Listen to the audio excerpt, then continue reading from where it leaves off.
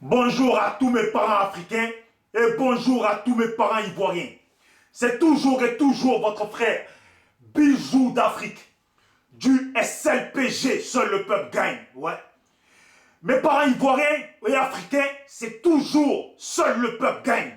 Seul le peuple gagne et seul le peuple doit gagner. Le peuple ou rien. L'Afrique a besoin d'une jeunesse et d'une population réveillée, d'une population unie, d'une population soudée pour mener à bien chaque combat qui fait face à nous, pour mener à bien et résoudre chaque problème.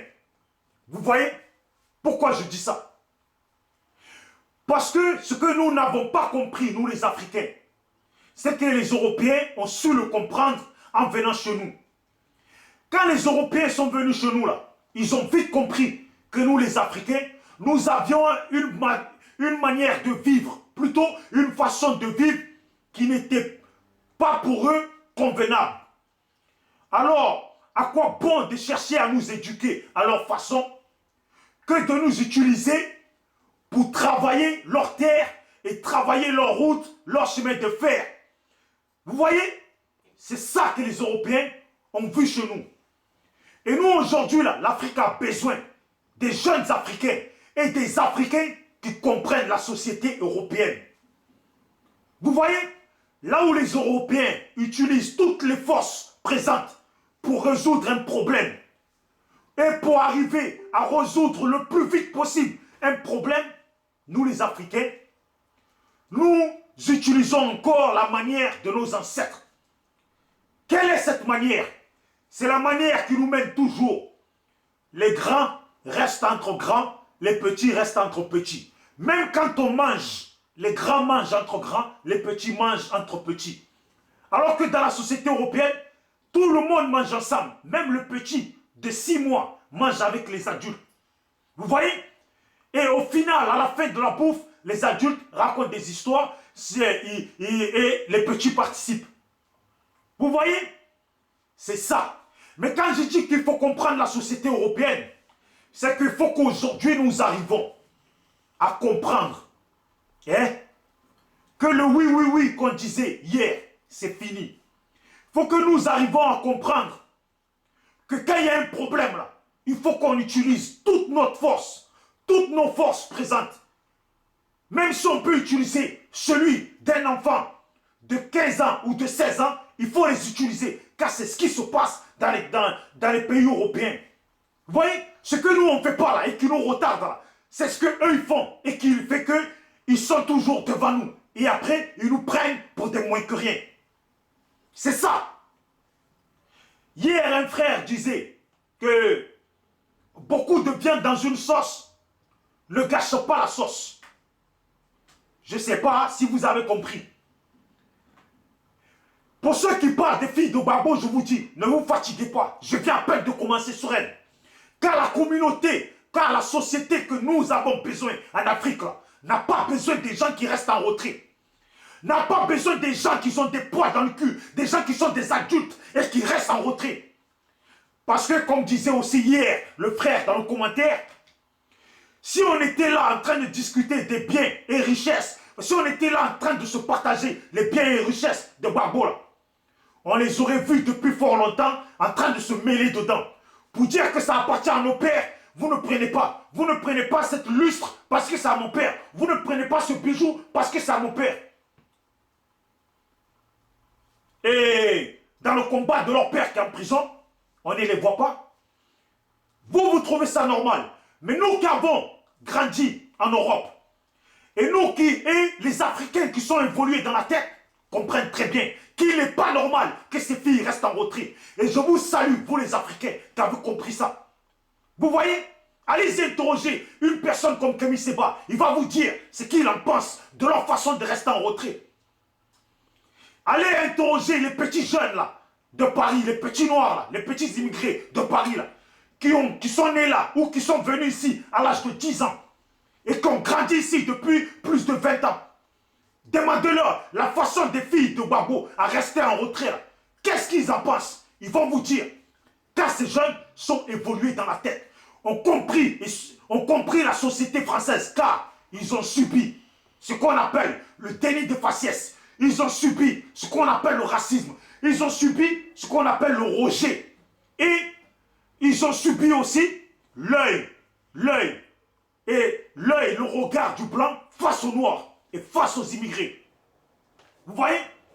Donc ça, là, pour ceux qui n'ont pas compris que notre société, là, dans notre société, là, il n'est plus question que quelqu'un reste en retrait. Surtout quand c'est important. Une histoire de la trempe, comme dans laquelle est Gbagbo, là, on a besoin de toutes les forces. On n'a pas dit qu'il faut être d'accord avec la version qui a conduit Gbagbo en prison. Mais étant des Africains qui voulons notre indépendance, notre propre comportement, qui voulons gérer nos continents comme on veut, on ne doit pas être d'accord. Et on ne doit pas accepter qu'un pays étranger vienne dans notre pays, vienne dans nos pays et bombarder la maison présidentielle qui nous appartient tous. Vous voyez? Et bombarder la maison présidentielle, je répète bien, qui nous appartient tous, et prendre un Ivoirien pour le ramener, ou prendre un Africain pour le ramener chez eux. Vous voyez? Vous comprenez ou pas? C'est pour ça. Beaucoup ne connaissent pas la politique de Gbagbo dont vous parlez là. Mais beaucoup n'acceptent juste pas que des étrangers soient venus bombarder un de nos pays, un pays de notre continent, et prendre quelqu'un de notre continent, l'enlever au pouvoir et le ramener là-bas. On s'en fout que Gbagbo perde ou n'a pas perdu.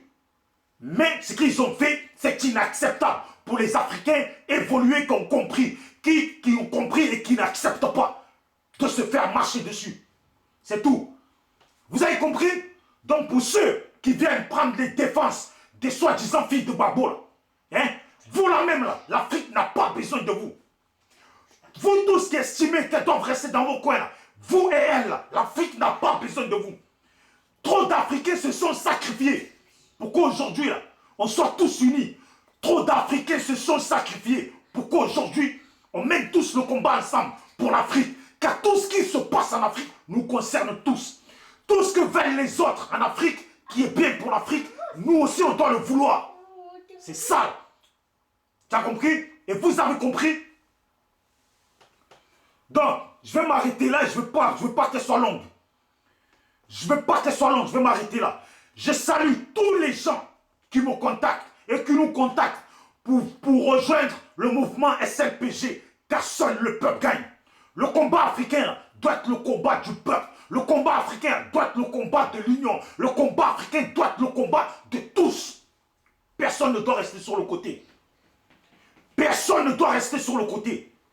Vous voyez notre façon de fonctionner là, qui est mauvaise là, et qui nous retarde là. C'est ça qui fait que les Blancs nous dénigrent. Quand les Blancs sont partis chez les Arabes pour essayer de leur marcher dessus, ils ont vite compris que les Arabes, ce n'étaient pas les Noirs.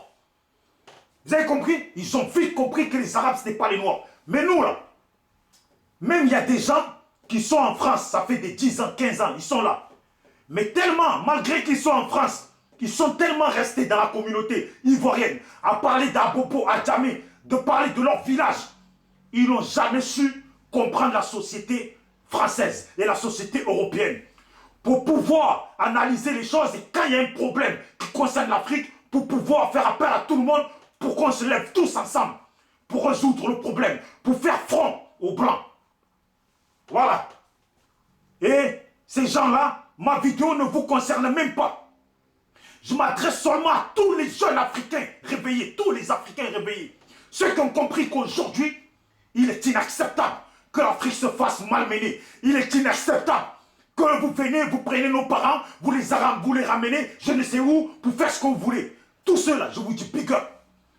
Et pour arriver, juste desanimer, je veux juste te dire ça parce que hier, je t'ai appelé en inbox et je n'ai pas tourné en rond. Mais je veux juste te dire ça. Quand tu dis que Gbagbo n'a jamais fait appel à qui que ce soit pour mener son combat, mon frère, soit tu n'as rien compris, tu n'es pas encore évolué, hein? Mais si tu n'es pas évolué, on n'est pas la même chose. Quand tu te mets à faire de la politique et que tu vas vers des populations pour te présenter et pour demander à ce qu'ils te soutiennent, ça s'appelle faire appel à la population. Gbagbo n'a pas fait appel à la population quand il fallait prendre le pouvoir face à Gueye. Gbagbo n'a pas fait appel à la population quand il fallait faire front à Alassane Dramane Ouattara par le biais de Charles Blé Goudé. Je m'arrête là, il faut se respecter. On a besoin de l'Afrique évoluer. Et avant de finir, je tenais, voilà, et je répète bien, je tiens à saluer tous les gens qui nous contactent pour rejoindre le mouvement SLPG. Voilà, je vous salue tous et je salue le frère Hervé Ménard, car c'est une personne très bien réveillée concernant le combat de l'Afrique et le combat de tout notre continent et de chacun et de nos pays. Voilà, j'aime pas trop bafouer. Et je te salue à toi Hervé Ménard, car je t'ai contacté pour qu'on mène ce mouvement SLPG et tu m'as dit oui. Pourquoi je t'ai contacté? Parce que depuis que tu as commencé, tu es toujours resté dans ta ligne. Quand il fallait même dénigrer des propres personnes de ta famille pour le bien de l'Afrique et pour le bien du combat et pour le bien de ton pays, tu t'es jamais gêné. Tu t'es jamais gêné car tu as compris qu'aujourd'hui en Afrique, là, on veut des bonnes personnes sur table. On veut des bonnes personnes avec nous. Mais pas des situations de famille où on excuse les gens. Et on ne veut pas des Africains qui te passent la pommade en face et derrière ils te mettent des coups de couteau. Comme ça arrivait hier avec certains présidents qui ne sont plus en vie, qui sont morts. Et comme ça arrivait hier dans le cas d'Alassane Dramane Ouattara et le président Laurent Gbagbo. Beaucoup ont passé la pommade à Gbagbo en face et lui ont mis un coup de couteau par derrière. Car un coup, il mangeait avec Gbagbo, un coup, il mangeait avec Alassane. Un coup, il balançait les informations de Gbagbo au camp d'Alassane. Un coup, il mangeait quand même là-bas et un coup, il le trahissait et ils l'ont trahi jusqu'au bout. On a tous vu ça. Nous, on soutient Gbagbo et beaucoup soutiennent Gbagbo parce que nous n'acceptons plus que des étrangers viennent dans notre continent prendre un seul Africain, qu'il soit en tort ou en raison, prendre un seul Africain pour le ramener chez eux et le mettre en prison. C'est tout. Mélangez pas le combat. Ne mélangez pas le combat. Voilà. Je ferai une prochaine vidéo pour parler du cas de la CPI et éclairer les Africains et les Ivoiriens, car il n'est plus question que beaucoup viennent raconter de la merde en mettant du miel dans les oreilles des Africains. Il faut se dire la vérité. Ce qui a amené Gbagbo là-bas, c'est des problèmes politiques. Je m'arrête là, parce qu'il faudra que je développe. Ciao, ciao. Big up à Hervé Ménard, big up à All Black Modor, big up à tous ceux qui nous contactent pour faire partie du SLPG, le combat, et qui ont compris vraiment ce dont a besoin l'Afrique aujourd'hui. Voilà. Et ce combat qu'on fait, qu'on mène, n'est pas de la plaisanterie. Ceux qui font des vidéos pour s'amuser, amusez-vous. Mais restez bien dans vos coins. Ciao, ciao.